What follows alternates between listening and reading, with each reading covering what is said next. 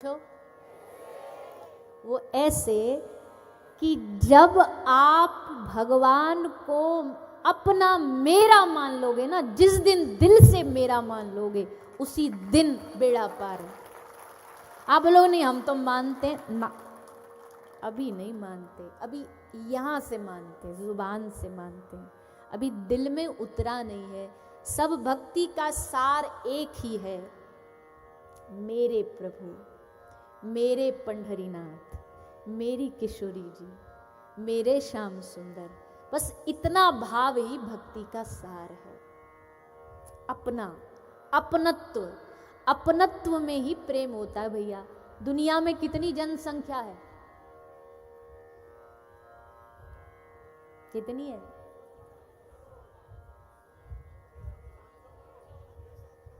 800, शायद 8 अरब के आसपास है।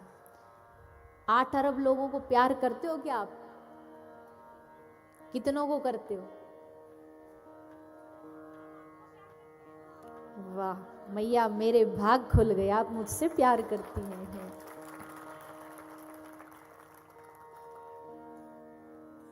गिनती के लोग होते हैं जिनसे हमारा दिल से प्यार होता है, प्रेम नहीं, प्यार होता है। प्यार होता है, कुछ दिखावे का होता है, कुछ अपनत्व का होता है। गिने चुने लोग होते हैं, आस पड़ोसी में एक आध होंगे, एक आध दोस्ती में होंगे, एक आध परिवार में होंगे। क्यों?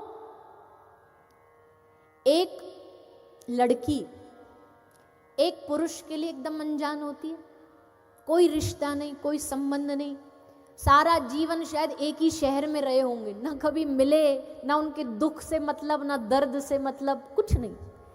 जिस दिन ब्याह के घर आई, जिस दिन 7 फेरे हुए, 7 फेरे होते ही उसके मन में क्या जाता है? कौन है?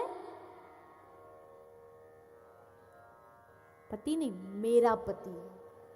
पति तो दुनिया का है, पर ये मेरा पति है। और बस इतना कहते ही अब उसका सुख, उसका दुख, उसकी पीड़ा, उसका कष्ट सब अपना लगने लगता है। 20 साल पहले कहाँ गई थी? एक ही शहर में रहते थे, एक ही, कभी मिले भी होंगे, शायद भूले भटकते, पर तब तक मेरा नहीं था, इसलिए उनसे कोई मतलब नहीं था। ये मेरा का ही खेल है दुनिया में, जो भी है संसार चल ही मेरा से रहा है। अब संत क्या कहते हैं? संत कहते हैं भैया, जैसे जगत तुम्हारे लिए मेरा है, वैसे ये काम करो, जगदीश को भी मेरा बना लो।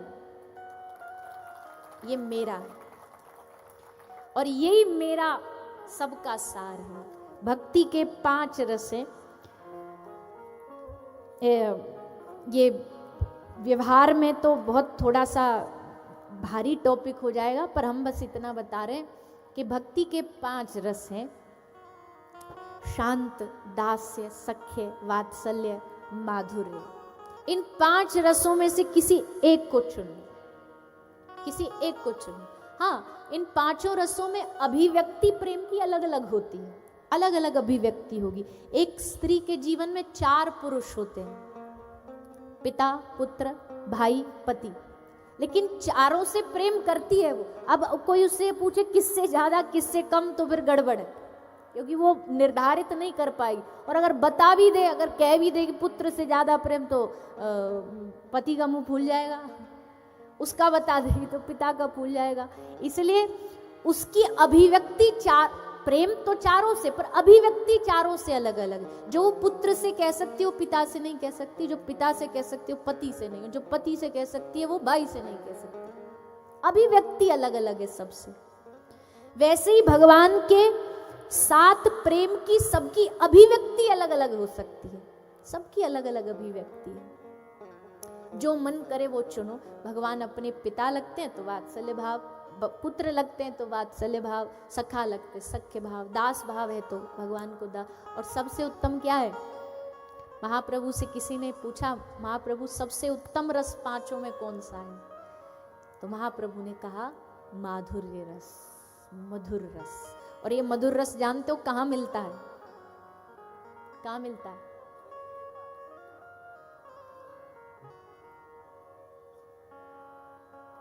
ये रस की धारा, माधुर्य रस की धारा बहती है भैया। कहाँ पे? मेरो वृंदावन, मेरो ब्रजधाम, मेरो ब्रज भूमि, वहां ये माधुर्य मिलता है, सब जगह नहीं मिलता है।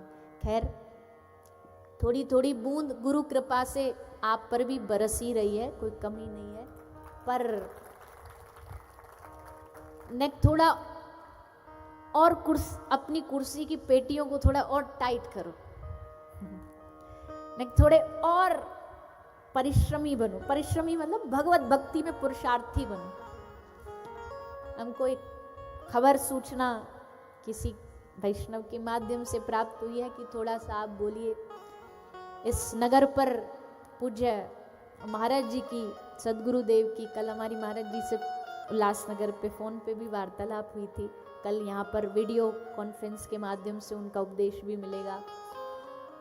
तो उन्होंने आपके नगर को क्या नाम दे रखा है? नाम नगर। नाम नगर देने के बाद अब पता है आपकी जिम्मेदारी यहां से यहां बढ़ गई है। अगर आपको कोई पूछेगा ना सारी भारत भूमि में जाकर के, भैया कहां से आए हो? बोले हम गांधीनगर कोल्हापुर महाराष्ट्र से आए, तो आपको उस दृष्टि से देखा जाएगा कि उस शहर में, उस नगर में एक साधु, एक सदगुरु की कृपा है। अब उनकी कृपा को आपके आचरण में ढूंढा जाएगा कि आपके आचरण में वो कृपा है कि नहीं।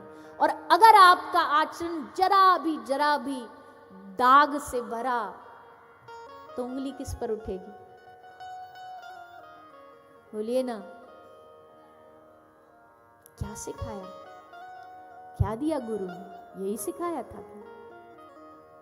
इसलिए अपने जीवन को अच्छा बनाना इसलिए नहीं कि मेरा कल्याण हो, इसलिए कि मेरे गुरु पर कोई उंगली ना उठा सके।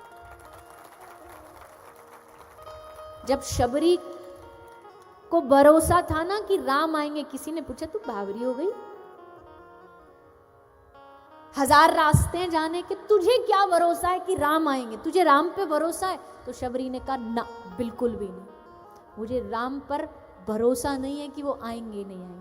फिर किस पे भरोसा है? मुझे मेरे गुरु के वचन पे भरोसा है। गुरु ने कहा है राम आएंगे, तो उसका वचन रखने के लिए इनको आना पड़ेगा। इन पे भरोसा नहीं है हमें, पर गुरु वचन पे भरोसा है। इसलिए अब आज समय नहीं है, हम गुरु चर्चा कोशिश प्रयास करेंगे, कल थोड़ा बोलेंगे ताकि आपके हृदय में और गुरु महिमा बढ़े। पर 2 तरह के चेला होते हैं, एक जो गुरु को मानते पर गुरु की नहीं मानते।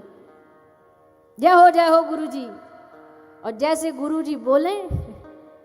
एक कोई था, सेठ था, कपड़े की दुकान थी, तो जो भी एक साधु उसके घर आते, तो सदगुरु उसके घर आते, रोज बोलता तन मन धन सब तो पे वारू, तन मन धन सब तो पे, रोज बोलता था। जैसे ही गुरुजी आते, गुरुजी ने कहा जब इतना तन मन धन वारी रहा, एक दिन गुरुजी बोले चेला जी हमारी धोती फट गई है, 4 मीटर कपड़ा दे दो जरा फाड़ करके। जो पसंद आया उन्होंने कपड़ा सिलेक्ट किया, महंगा कपड़ा था, तो उसकी थान के थान था, तो बोले इसमें से काट के दे दो। तो चेला बोला गुरुजी तन मन धन सब तो पे वारू, पर कपड़ा को नहीं फाड़ू,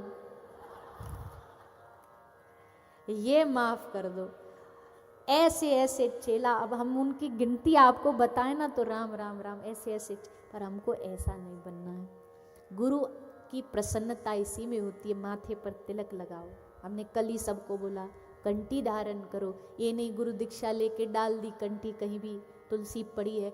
आहार शुद्ध रखो, आहार शुद्धि होनी चाहिए, भोजन में कोई भी तामसिकता नहीं होनी चाहिए। जो भगवान को खिला सकते हो, भोग लगा सकते हो, वही खाना है, उसके अलावा कुछ नहीं खाएंगे।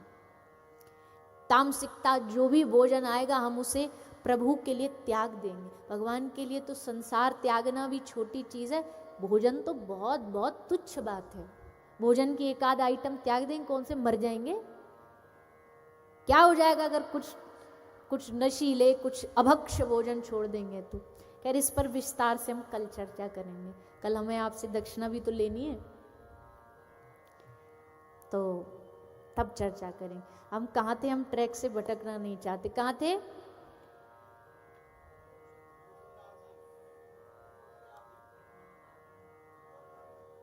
बहुत पीछे चल रहे हो आप। अच्छा हाँ चलो, हमारे वृंदावन में मिलता है माधुर्य भाव, हमारे ब्रज में मिलता है माधुर्य। तो थोड़ी देर माधुर्य भाव में चले। माधुर्य भाव, माधुर्य भाव मतलब मधुरता से भरा हुआ। और इस माधुर्य भाव की, इस मधुर भाव की प्रदायिनी है हमारी श्री किशोरी जी। उनसे ये माधुर्य बहता है, उनकी वाणी से बहता है, उनके नेत्रों से माधुर्य बहता है। सहज स्वभाव पर्यो नवल किशोरी जी को मृदुता, दयालुता, कृपालुता की राशि है।